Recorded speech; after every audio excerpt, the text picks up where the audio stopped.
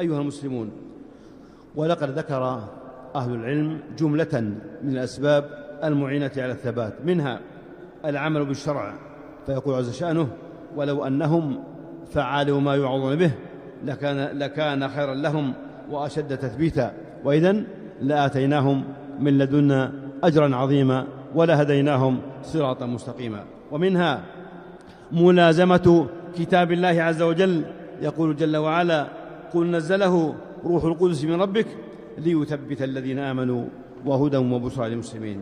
ومنها صحبة الأخيار، يقول عز وجل: واصبر نفسك مع الذين يدعون ربهم بالغداة والعشي يريدون وجهه ولا تعد عيناك عنهم تريد زينة الحياة الدنيا.